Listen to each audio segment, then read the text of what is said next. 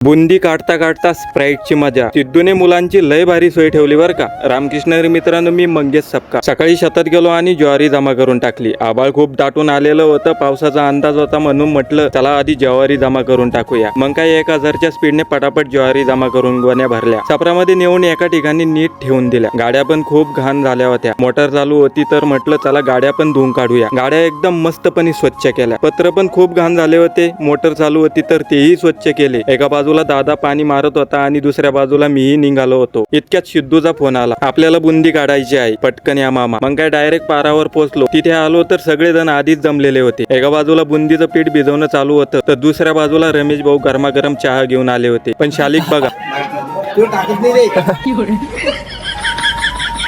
आता बुंदी काढायला सुरुवात झाली होती. आचार्य आले होते आणि त्यांनी बुंदी काढणं सुरू केलं. नेमकं ही बुंदी कशासाठी आहे हा प्रश्न तुम्हाला पडलाच असेल. ही बुंदी सिद्धू घोडे यांच्या बहिणीच्या लग्नाची. लग्न म्हटलं की आनंद, उत्साह आणि धावपळ. आणि त्या धावपळीत एक महत्वाचं काम म्हणजे लग्नाआधी बुंदी काढणं. लहानपणी कोणाचंही लग्न असलं की आम्ही बुंदी काढायला जायचो. मित्रांसोबत जाऊन बुंदी हलवायची. जोपर्यंत पोट भरत नाही आणि खायचा कंटाळा येत नाही तोपर्यंत बुंदी खात हलवत बसायचो. मग एक पन्नी घ्यायची, त्यात बुंदी भरायची आणि पळून जायचं.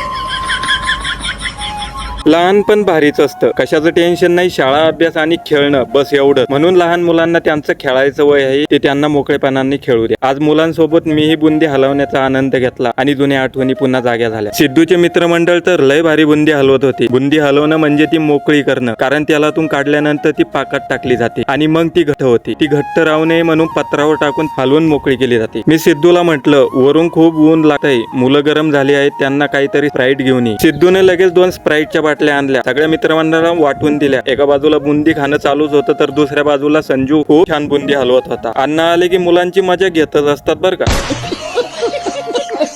बुंदी काढताना लक्ष ठेवण्यासाठी वडीलधारी माणसं एका बाजूला बसलेली होती. बुंदी जवळजवळ अर्धी झाली होती. कोणाच्या गप्पा रंगल्या होत्या तर कोणाचं काम सुरू होतं. दुसऱ्या बाजूला सिद्धूच्या मागे लय धावपळ सुरू होती. सिद्धू म्हणे मामा मी सगळ्यांची शूटिंग काढतो. सिद्धू जवळ मोबाईल दिला आणि सिद्धू तर सगळा पार फिरून आला की काय माहिती.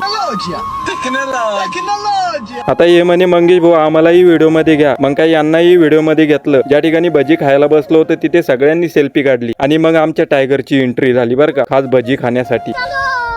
रोम रोम भाइयों. थोड्याच वेळात भजी तयार झाली. सगळ्यांनी भजी खाल्ले. नंतर सर्व भांडी आत ठेवून बुंदीला कुलूप लावलं. सगळं आवरून घेतलं. आज शनिवार होता म्हणून पारावर मी शिव आलो. तेल वात लावून पूजा केली. वातावरण शांत आणि प्रसन्न होतं. आरती झाली. मनाला खूप समाधान मिळालं. आज सकाळपासून बरंच काय पाहिलं. काम, मजा, आठवणी आणि आरती. तुम्हाला हा व्हिडिओ आवडला असेल तर व्हिडिओला लाईक नक्की करा आणि फॉलो सुद्धा करा. तुमचा एक फॉलो मला अजून व्हिडिओ बनवायला प्रोत्साहन देतो. लवकरच 100K पूर्ण करूया.